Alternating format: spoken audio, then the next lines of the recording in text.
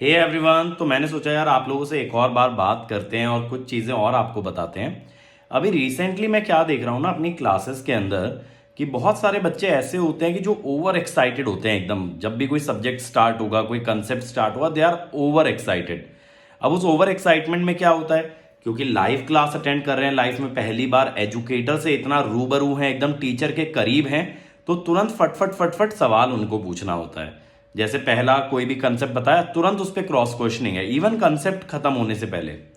अब ऐसे केस में क्या होता है, देखो टीचर का तो फ्लो ब्रेक होता ही होता है, उसमें तो मैं कोई आर्ग्यू करूंगा ही नहीं।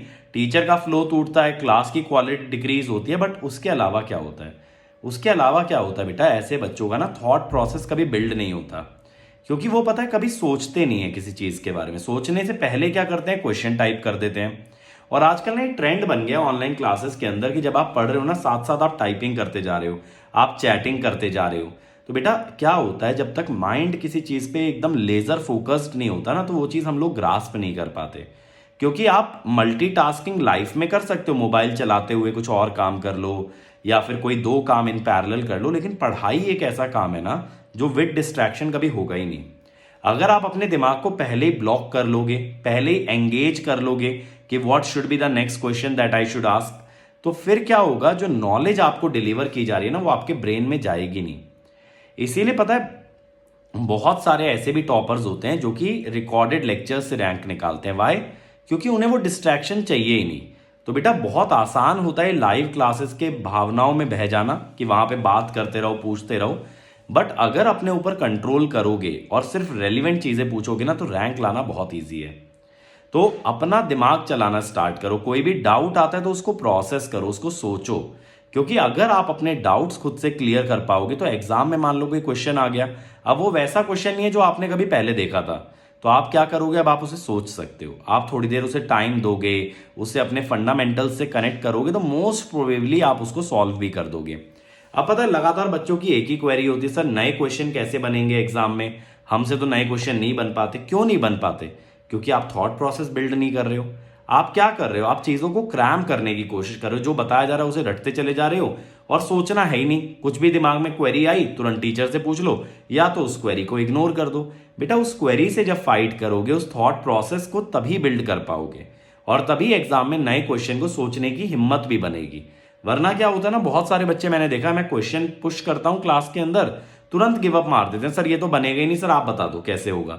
अरे ट्राई तो करो मेरे भाई, 1 मिनट 2 मिनट 3 मिनट तो दे दो। तुम्हारी जिंदगी के 3 मिनट इतने वैल्यूबल थोड़ी ना हो गए कि तुम एक क्वेश्चन से लड़ भी नहीं सकते हो। लड़ो क्वेश्चन से, जितना लड़ोगे उतना सीखोगे। क्योंकि क्या होता है ना, देखो कभी अगर आप क्लास में आते हो, किसी एक क्वेश्चन को आपने 10 बार ट्राई किया, उसके बाद आप क्लास में आ रहे हो और टीचर फिर उसको सॉल्व करता है, तो वो इतना ज्यादा सेटिस्फैक्शन आपको देता है, और वो क्वेश्चन हमेशा के लिए आपके माइंड में ना रिटेन हो जाता है। सेटिस्फैक्शन क्यों देता है? क्योंकि यार आपको लगता है ना आपने एक बहुत बड़ी चीज अचीव कर ली, जो क्वेश्चन शायद आपसे 10 अटेम्प्ट में नहीं बना था, अब आपको क्लियर हो गया ये बनता कैसे है। तो वो सेटिस्फैक्शन एकदम नेक्स्ट लेवल का होता है।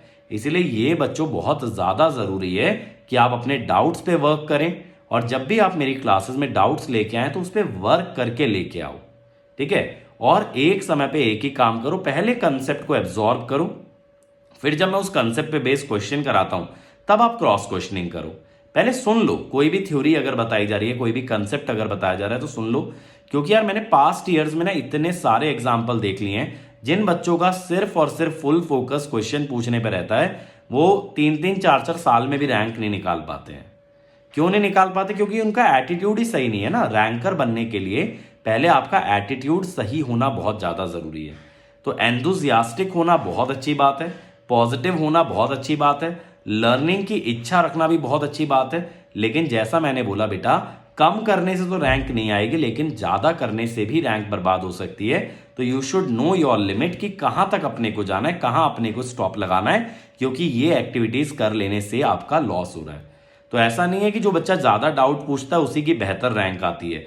रैंक उसकी आती है जिसका एकदम फोकस क्लियर होता है लाइफ के अंदर, कि यार मुझको क्या अचीव करना है। अब उस अचीवमेंट को पाने के लिए जितनी चीजों पे फोकस करना पड़ेगा ना, वो उतनी चीजों पे फोकस करेगा। उसके आजू बाजू एक भी चीज पे वो बंदा फोकस नहीं करेगा। तो पता है, जो हर साल क्लास में से रैंकर निकलते हैं, जैसे इस बार टॉप 10 में से हमने 6 रैंक्स निकाली हैं। ये ऐसे बच्चे थे जो कभी मेरी नज़र में आए ही नहीं, मतलब ऐसा नहीं था कि इनका मुझे नाम याद हो, मुझे ये याद हो कि इन्होंने कितनी क्लासेस अटेंड की हैं।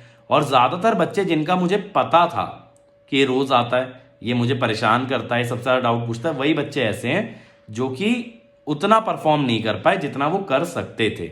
ठीक है।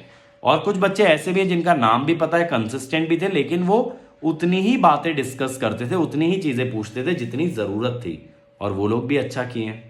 समझ रहे हो बात को? तो आपके लिए टीचर हमेशा अवेलेबल है, आप कभी भी बात कर सकते हो, लेकिन एट द सेम टाइम बात उतनी करो जितना रिक्वायर्ड हो, क्योंकि एक्सेस करने से, इन चीज़ों में खो जाने से, बह जाने से भी आपकी रैंक निकल जाएगी। अच्छा, जाते जाते एक इन्फॉर्मेशन और मैं आपको दे देता हूं बेटा, कि अभी जो है आज लास्ट डे आपके लिए ऑफर का, जिसके अंदर आपको एक्स्ट्रा मंथ्स भी मिल रहे हैं और मिनिमम प्राइसिंग भी मिल रही है। प्राइजेस बहुत ही जल्द बढ़ जाने वाले हैं, तो प्राइजेस बढ़ गए तो आपको उसी सब्सक्रिप्शन के लिए ज़्यादा पे करना पड़ेगा, और अभी एक्स्ट्रा मंथ्स भी मिल रहे हैं तो आप 33% तक सेविंग कर सकते हो। दूसरा, मैंने आपको पहले भी बताया था बेटा, बहुत ज़्यादा एफर्ट करके, लड़ झगड़ के, जैसे तैसे मैंने आइकॉनिक का प्राइस मिनिमम पॉसिबल वैल्यू पे करवाया है। अब आप आइकॉनिक ले सकते हो, जिसमें आपको हार्ड कॉपी स्टडी मटेरियल भी मिलेगा और साथ साथ एक पर्सनल गाइड, एक कोच मिल जाएगा, जिसकी जिम्मेदारी ही ये होगी आपकी रैंक निकलवाने की। तो इसीलिए बिल्कुल भी संदेह मत करो, अब आइकॉनिक और प्लस की कॉस्ट में ज़्यादा डिफरेंस नहीं है। आप अगर प्लस ले सकते हो तो आप आइकॉनिक भी ले सकते हो, इसीलिए गो फॉर आइकॉनिक। तो अगर आपको प्लस लेना है या आइकॉनिक लेना है, आज लीजिए यूजिंग कोड अंकित ESC, क्योंकि भैया कोर सब्जेक्ट्स का जमाना आने वाला है, कोर सब्जेक्ट का सीजन आ रहा है। 15 तारीख से मैं मशीन स्टार्ट करूंगा और अभी आपको मैं नेटवर्क पढ़ा रहा हूं। ठीक है। और हमारे गोल्स भी अलग होने वाले हैं बेटा। इलेक्ट्रिकल EC का आप सब्सक्रिप्शन अलग हो जाएगा, मैकेनिकल केमिकल अलग, सिविल अलग और कंप्यूटर साइंस अलग। तो जो बच्चे अभी ले सकते हैं उन्हें सभी ब्रांचेस का सब्सक्रिप्शन मिलेगा, if you know what I mean. और जो बच्चे बाद में लेंगे उन्हें अलग अलग ब्रांचेस के लिए अलग अलग पे करना पड़ेगा। अब बाकी समझदार को इशारा काफी, अगर समझ गए तो बेटा आज जल्दी से जल्दी ज्वाइन कर लो। कोड आप जानते हो अंकित ESC, जिससे मैक्सिमम डिस्काउंट भी मिलेगा और मेरी पर्सनल गाइडेंस में भी आप लोग तैयारी कर पाओगे।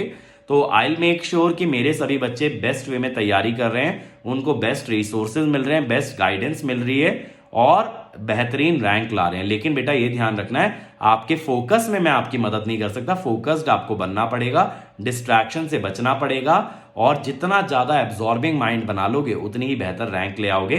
तो उम्मीद करता हूं ये सारी गाइडलाइंस को आप फॉलो कर पाओगे।